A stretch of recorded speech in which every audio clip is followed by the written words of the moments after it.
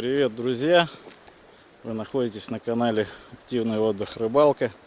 Сегодня хочу попробовать разжечь костер надью из 3 бревен. Чтобы разжечь костер надья из 3 бревен, нам надо 3 бревна вот таких вот небольших.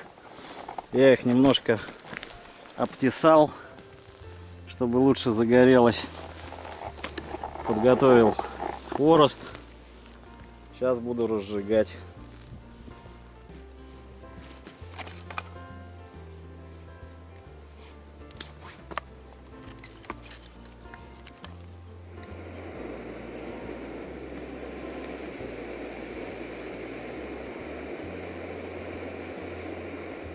Нормально.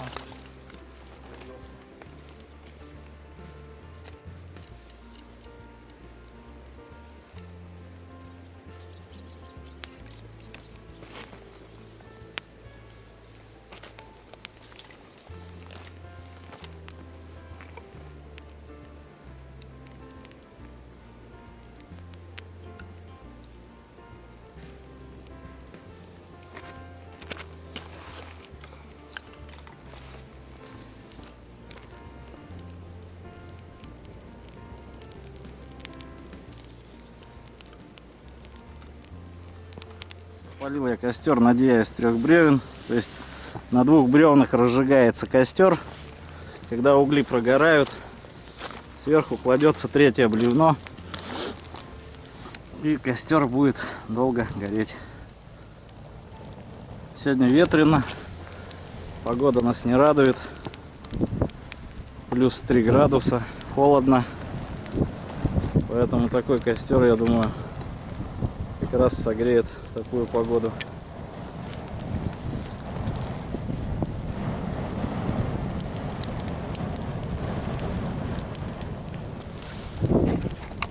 Костер практически прогорел. Сейчас сверху будем ложить 3-е бревно.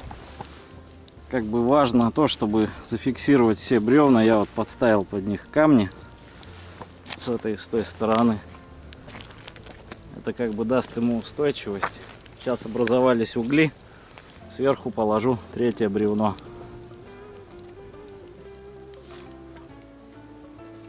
Его надо положить устойчиво. Будем ложить его против ветра.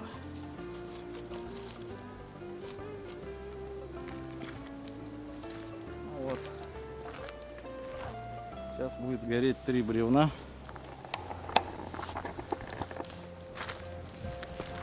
Такой вот получается костер. Сейчас засеку время и посмотрим, за сколько он прогорит.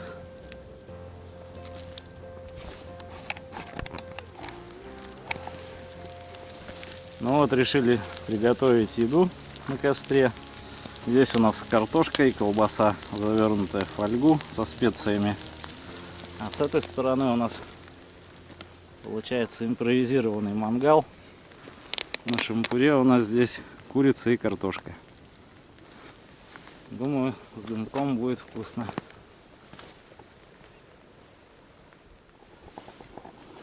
Вот такие получились у нас сегодня кулинарные шедевры, которые вам не приготовят в ресторанах Парижа и Лондона.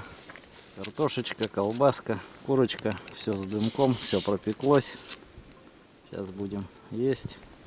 Возможно, покидаю сплетню, половлю хариуза. Костер у нас горит уже 1,5 часа. Нифига он еще не прогорел. Вот так он выглядит. Вошел только в режим. Смотрим, насколько его хватит. Сегодня холодно. У него греемся. Жар хороший. В общем, такая вот надья из 3 бревен. Прошло примерно 2,5 часа. 2 нижних бревна прогорели. Я их сдвинул поближе друг к другу. Сверху сейчас лежит 3-е. Нижнее бревно, которое было тоньше, прогорает быстрее. Я его положил с подветренной стороны. Это была моя ошибка. Поэтому его ложить надо, где нет ветра. Тяга хорошая. Костер горит. На улице ветрено. Прям такие языки пламени.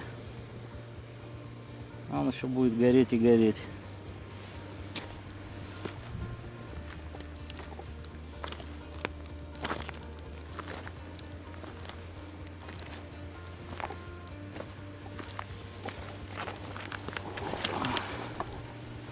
Вот этот походный костер делают обычно длиннее, примерно около 2 метров длина бревен.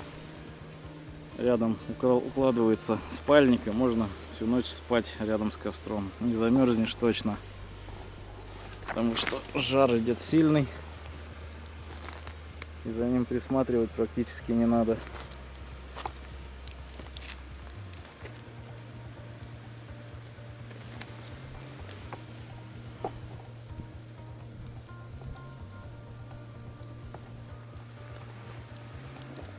Такой вот костер на дне после 5 часов горения.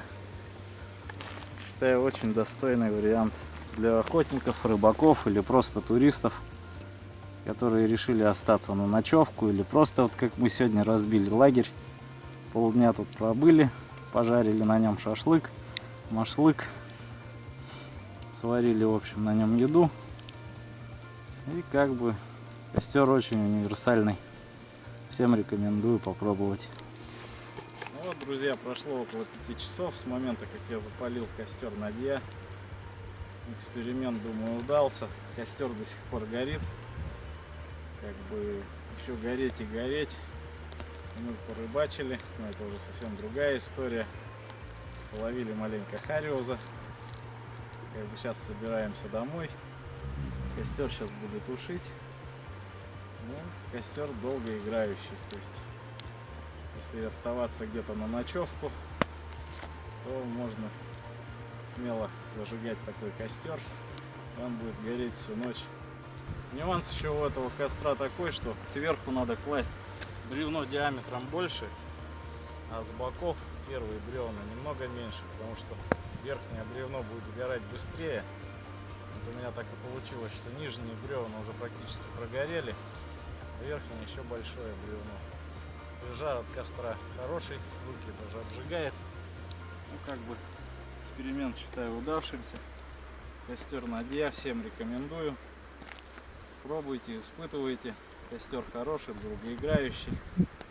Подписывайтесь на канал, кому понравилось, ставьте лайки. Всем пока.